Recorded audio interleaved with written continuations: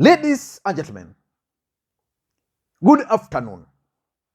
It is my hope and prayer that this video is going to find you guys in good health. I am right here in Kisumu. The weather is now fantastic. It has been raining since morning. Personally, I'm fine.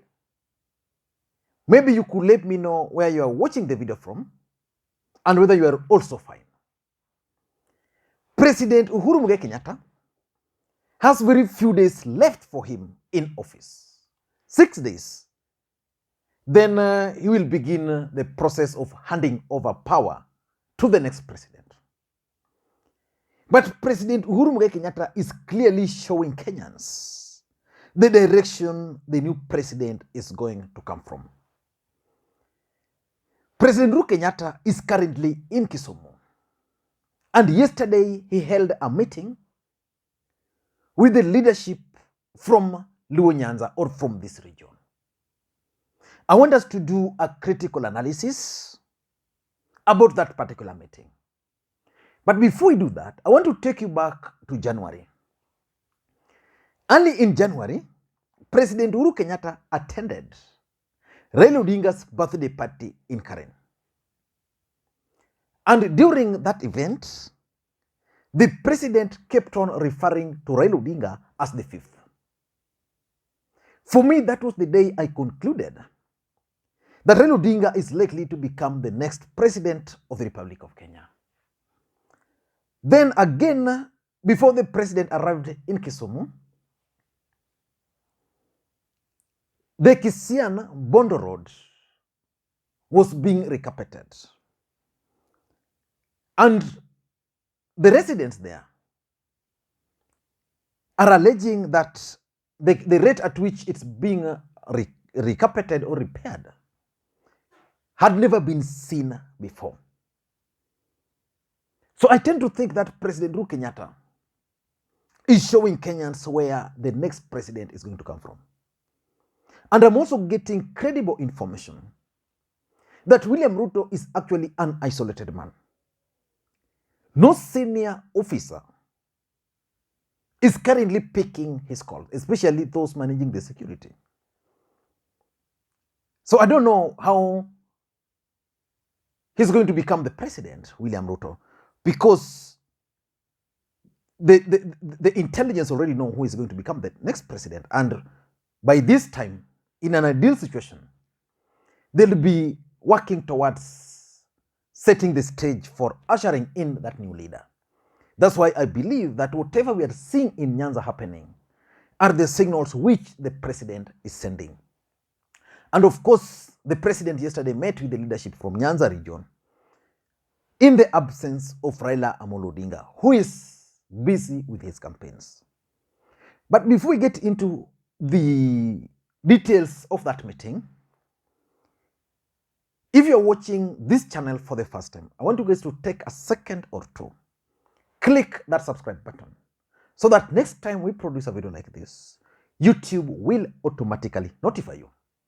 And to the subscribers, I want to continue thanking you guys for your continued support. Without that support, this channel cannot be where it is. So please accept my appreciation of your support. Now let us get back to the main issue. Who is going to become the next president of the Republic of Kenya? We will get answers to that in the next few days. 6 days to be precise. But if that person is going to be Raila Amolo Odinga, then President Uhuru Kenyatta will actually occupy a big chapter in that history. But let us wait for the elections to happen. The president is in Nyanza, and the mood here in Kisumu is, I can tell you the mood in Kisumu here. These people have already smelled the power. So I don't want to get into that for now, but let me just focus on the analysis. The president held this meeting at State House. the leadership from the region, especially those who are ODM aspirants, were present. The governors were present, sitting members of parliament were all present. Raila Odinga was not there. He was busy with his campaigns. And he told his brother, please proceed. So the first thing which was discussed at this meeting is the strategy for turnout. I am credibly informed. I was actually invited to the meeting, but because of the funeral I'm facing, the challenge, I was not able to attend the meeting. But the issue of turnout is something which bothers President Uhuru Kenyatta. President Uhuru Kenyatta competed against Raila Odinga in 2013 and 2017. He understands the strengths and the weaknesses of Raila Odinga. And one of the weaknesses of Raila Odinga, the president told these people, is turnout. That in this region, people normally get excited to an extent that they even forget the main mission, the real mission. For example, the president was telling these people that the turnout in the last election were around 70-something%, while in other regions, where he comes from, was 90-something. So he was just urging these people that you guys need to ensure that when the elections, they make sure nobody will have his voter's card not being cast. That you must ensure that everybody cast their vote on that day. And the president explained to them that if that will happen, then there is no need to worry. In fact, the president told those guys that if Raila Odinga will lose the election, then him as President Uhuru Kenyatta, he doesn't even know where he will go to. And he's just asking these people that if that happens, then the people of this region should prepare for him a place to stay, because he can't imagine going back to a place like where he comes from with that kind of embarrassment from people like Ndindi Nyoro, Alice Wahome, Rigathi Gachagua. So the strategy of turnout. So the president wants the presidency to actually come to Raila Odinga, but he's challenging the people, please turn out to vote. So if you are watching this video and you come from Nyanza, please, the president's message is simple: ensure the turnout is high. Pull those people you can. Carry the people you can. And let them cast the vote. You remember the DP was also in his backyard, consolidating that support base, which means this election is actually going to be won or lost on turnout. So that was the first thing which was discussed. The second thing is that the president was actually thanking the people of Nyanza in general for their support, especially after the handshake. The president is so happy that finally he can come to Nyanza, meet with the leaders, even without the presence of Raila Odinga, and everybody is actually happy. In fact, I don't think that President Uhuru Kenyatta enjoys peace the way he does when he's in Nyanza and in the coastal region, because those two regions were predominantly Raila Odinga's support base. So he thanked them for their support. When everybody ran away from him, the people of Nyanza stood with him. Remember, this is the last week, and I don't think President Uhuru Kenyatta will come again to Nyanza as a president. This is his last visit as a president. He will only come here again as a former president, whether Ruto will win or whether Raila Odinga will win. So we decided that before I retire, let me come and thank you. So he passed his message of thank you to the leadership of this region who made it possible for him to enjoy peace after the threats of impeachment. Number 3, President Uhuru Kenyatta is also sending signals to Raila Odinga supporters that is in this thing for real. In fact, yesterday, I'm told he was telling these people that when he first shook hands with Raila Odinga, there were people who were telling others that, you know, Raila anachezea Raila, I mean, Uhuru is playing Raila, he just wants to rule. He was telling the people that. And it reached a point where now, like, he told them, now, we are here. Am I still playing him? So he's sending signal to them.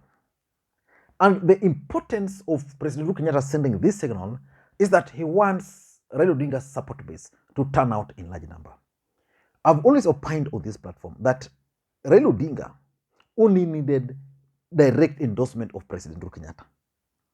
And that endorsement was enough to inspire his support base to turn up in large numbers. In fact, if President Uhuru Kenyatta was not going to endorse Raila Odinga, I can assure you, majority of Raila Odinga supporters were not going to turn out to vote. Because they believe that they've always done everything. If it's a matter of voting, they've always lined up to vote. If it's a matter of demonstrations, they've always done that. If it's a matter of resisting, they've always done that without any success.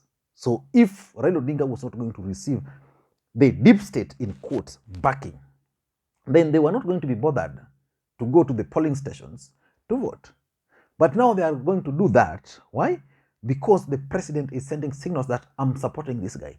When you see that road being constructed and the people around that region are excited, that excitement is actually extending beyond Kisian Bondo Road. It's actually extending to the entire Nyanza. It's extending to all NASA strongholds that finally Raila Odinga is going to get this. So majority of them would want to be part of that history. So they'll wake up, turn up, cast their votes, go out and wait for the results. Number 4, President Uhuru Kenyatta is also keen on finishing his legacy projects. There are certain things the president would want the people of Nyanza to remember him for. That project he launched yesterday in Moroni, the ship in Lake Victoria here. Those are some of the projects. The railway line the president launched. You know, when that railway line was being constructed, initially it was supposed to be SGR. William Ruto, his brigades led by Boni Aluale, resisted. They wanted that railway line to come from Nakuru, go through Eldoret, then Malaba to Busia. President thought that it's important for that railway line to pass via Kisumu so that some goods can go through Lake Victoria to Uganda. Then goods can also come from Uganda to Kisumu port, then transported via railway. Then from there, it was going to go to Busia. So it's a project which the president is passionate about. So he came to launch it, the legacy project. And from here, I think he's going to go to Kisii. The president will go to Kakamega and other regions. And lastly, I also tend to think that these are just part and parcel of President Uhuru Kenyatta's national tour as he plans to exit office. Remember, William Ruto and his brigades were very clear that President Uhuru Kenyatta was planning to stay in office. All indications, President Uhuru Kenyatta does not have any intention whatsoever of staying in office. He's handing over to the next president. And who is the next president of the Republic of Kenya? Today, there are 2 opinion polls which were released today. The Ipsos released their opinion poll. TIFA also released their opinion polls. And in those 2 opinion polls, Raila Odinga is leading. There's an opinion poll which I've always avoided analyzing because that opinion poll, Mizani, I've always resisted because it's owned by Ndindi Nyoro. And then there's another one, so you what research, which is producing analysis for William Ruto's team. But the other 2